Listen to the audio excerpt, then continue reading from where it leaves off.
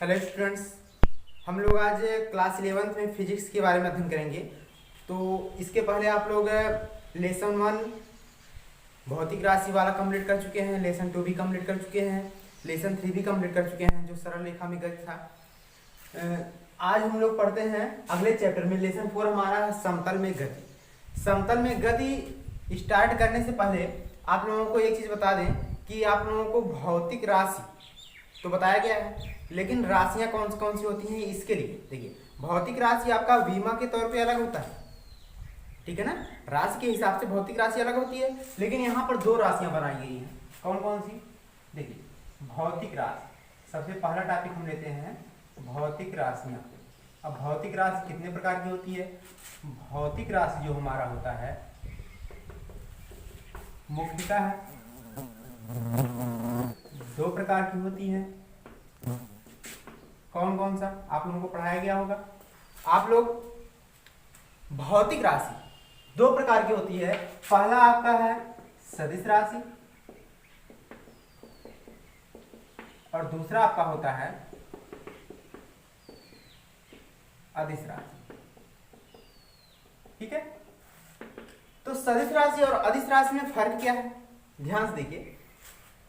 सदिश राशियां वे राशियां होती हैं जिन्हें व्यक्त करने के लिए परिमाण और दिशा दोनों की आवश्यकता होती है। यानी जो हमारा सदिश राशि होता है इसमें क्या क्या आवश्यकता होता है?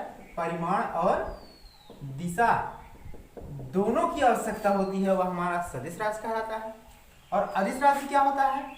जिसमें केवल परिमाण की आवश्यकता होता है, दिशा की नहीं।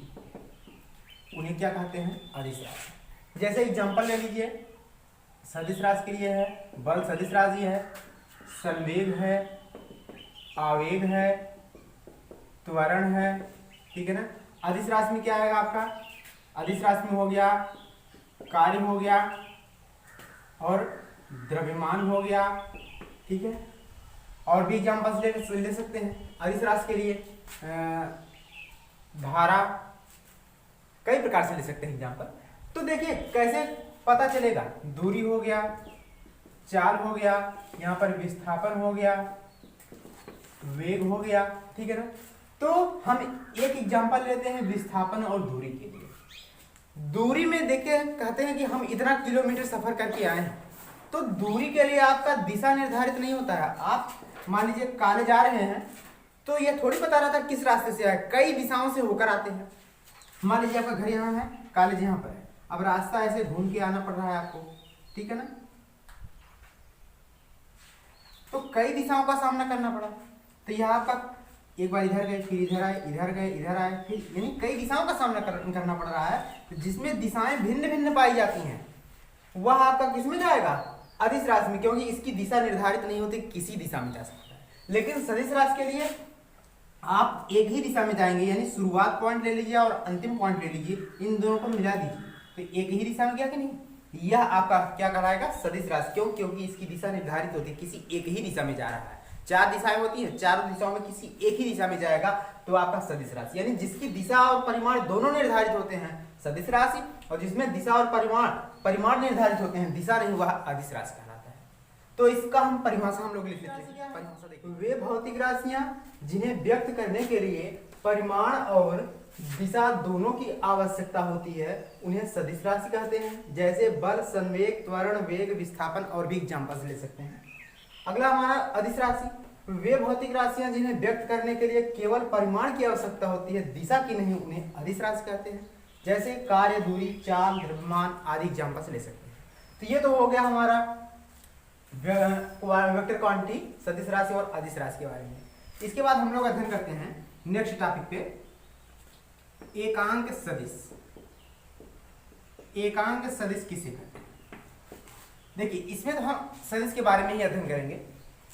एकांक की का अर्थ निकालेंगे तो क्या आएगा? एकांक का मतलब होता है एक, तो क्या कहेंगे? वे भौतिक राशियां जिनका परिमाण, या वे भौतिक राशियां जिनका परिमाण क्या हो? एकांक हो, वह आपका क्या कहलाएगा? एकांक सदिश, ठीक है ना। तो परिभाषा लिख लेते हैं, ऐसा सदिश जिसका परिमाण क्या हो, एकांक हो, या ऐसी भौतिक राशियां जिनका परिमाण एकांक हो, क्या कहलाता है हमारा, एकांक सदिश कहलाता है, एकांक सदिश कहलाता है। अब इसमें देखिए आप लोग इसके पहले दो अक्ष पढ़े होंगे, एक कौन कौन सा, एक x अक्ष, एक y अक्ष, यही अध्ययन किए होंगे।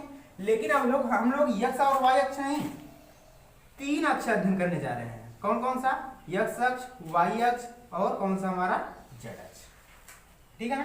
तो x y z हो गया। यहाँ पर क्या बनता है आपका मूल बिंदु, मूल बिंदु का निर्देशांक हमेशा 0 0 होता है। अब एक चीज और जानेंगे कि जितने भी यानी जो भी अक्ष हैं एक दूसरे के लंबवत होते हैं। अब यह इन दोनों x और y के बीच में कितना कोण बनेगा 90, y और z के बीच में भी कितना बनेगा 90, और x और z के बीच में कितना बनेगा 90। लेकिन कहेंगे z तो दिख ही नहीं रहा है 90 डिग्री का। देखिए x हो गया, यह y हो गया, और z जो इस तरह बनाए हैं वह होता है इस तरह, ठीक है। तो यहाँ से यहाँ की 90 डिग्री, यहाँ से यहाँ 90 डिग्री, सब 90 डिग्री, यानी x y z प्रत्येक आपस में जितने भी कोण बनाते हैं 90 डिग्री यानी लंबवत कोण बनाते हैं, ठीक है। तो चलिए लिखेंगे कुछ, यदि यह कौन सा अक्ष है, त्रिविमीय अक्ष है, ठीक है ना। अब तक हम लोग द्विविमीय पढ़े थे। यदि त्रिविमीय अक्ष x, y और z के एकांक सदिश क्रमशः i, j, k कैप हो, तो देखिए i j k जो होता है x अक्ष के लिए i कैप, i ऊपर ऐसा निशान लगा दिए कैप कहलाएगा, i कैप, यहाँ पर हो जाएगा आपका j कैप, यहाँ पर हो जाएगा आपका k cap, i j k। अब एकांक सदिश की वैल्यू, एकांक का मतलब होता है एक, i j k एकांक सदिश है, इन सब की वैल्यू क्या होती है हमेशा 1 होती है। लेकिन यदि मल्टीपल आ जाए, यानी i का j के साथ मल्टीपल हो जाए और j के साथ k का हो जाए और k के साथ i हो जाए, इनका जो मल्टीपल होता है आपस में डॉट मल्टीपल, उनका मान हमेशा 0 होता है, ठीक है। तो ये भी आप लोग इतना जानेंगे, ठीक है। तो एकांक सदिश के बाद आगे हम लोग पढ़ते हैं विस्थापन सदिश। अब विस्थापन सदिश किसे कहते हैं, देख लीजिए। देखिए हमारा है अगला टॉपिक विस्थापन सदिश। विस्थापन सदिश क्या है, जैसे मान लीजिए कि दो अक्ष ले लीजिए, एक x अक्ष है, एक y अक्ष है, ठीक है। यानी क्या कहेंगे, माना द्विविमीय अक्ष x तथा y में दो पिंड गतिशील है। गतिशील का मतलब वो गति कर रहे हैं, ठीक है ना। जिनकी माना बिंदु O, यह आपका मूल बिंदु कहलाता है, माना मूल बिंदु O से पिंड की प्रारंभिक स्थिति क्या होता है हमारा वेक्टर P या P होती है। माना पिंड किसी क्षण बिंदु P पर होता है, जिसकी O से P की दूरी क्या होती है वेक्टर OP। वेक्टर का मतलब जहां पर वेक्टर या तीर लग जाए तुरंत समझ लीजिए कि वह हमारा सदिश राशि है, ठीक है ना। तो क्या कहेंगे, x तथा y अक्ष में दो पिंड गतिशील हैं, माना किसी क्षण पिंड की प्रारंभिक स्थिति बिंदु P पर होती है, जिनकी मूल बिंदु से दूरी OP है, वेक्टर OP है, तथा कुछ समय लगा होगा, बिना समय तो वह गतिशील होगा नहीं, समय लगेगा ही, तथा t समय पश्चात कण की प्रारंभिक स्थिति बदलकर कहाँ आ जाती है, Q पर आ जाती है, जिसकी O से Q की दूरी क्या होती है वेक्टर OQ होती है। अब P और Q, यही हमारा P और Q के बीच मिलाने वाली रेखा को वेक्टर R कहेंगे, ठीक है ना। इसलिए PQ का परिणामी जो R प्राप्त होता है, इसी की वैल्यू हमको चाहिए, यही आपका विस्थापन सदिश कहलाता है, यानी इन दोनों के बीच में जितना अंतराल आता है, ठीक है।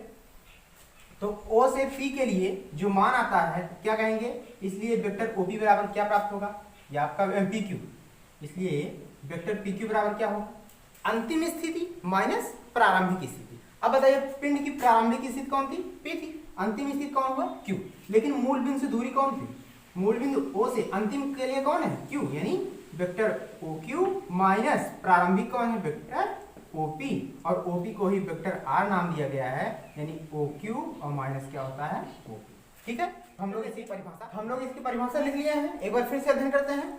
बता दिया जाता है कि माना द्विविमीय अक्ष यक्ष तथा वाई में है, दो पिंड गतिशील हैं। दोनों पिंड कौन कौन से हैं, एक P है एक Q है। माना पिंड की प्रारंभिक स्थिति बिंदु P पर होती है। जो पिंड हमारा है प्रारंभिक स्थिति कहां पर होता है, बिंदु P पर होता है, जिसकी मूल बिंदु O से दूरी क्या है, वेक्टर OP है, तथा T समय पश्चात पिंड की अंतिम स्थिति कहां पर होती है, बिंदु Q पर होती है। अब Q से मूल बिंदु O की दूरी तब क्या कहलाएगी, वेक्टर OQ। अतः परिभाषा क्या बन जाएगी, हमको विस्थापन सदिश के लिए परिभाषा बताना है, तो क्या कहेंगे, बिंदु PQ को, यानी PQ हमारा कौन सा है, देखिए यह प्रारंभिक स्थिति में था, यह हमारा अंतिम स्थिति, इन्हीं दोनों के अंतराल को ही तो विस्थापन सदिश कहते हैं। अतः बिंदु PQ को मिलाने वाली रेखा से प्राप्त सदिश को क्या कहते हैं, विस्थापन सदिश। तो हमारा यह विस्थापन सदिश का लेक्चर कंप्लीट होता है। इसके बाद हम लोग सदिशों का योग पढ़ेंगे। अब सदिशों का योग तो इंपॉर्टेंट है, देखिए सदिशों के योग में दो चीज आता है, एक है आपका सदिश योग का त्रिभुज नियम है, एक सदिश योग का चतुर्भुज नियम है। अब सदिश योग का त्रिभुज नियम और चतुर्भुज नियम क्या है उसके बारे में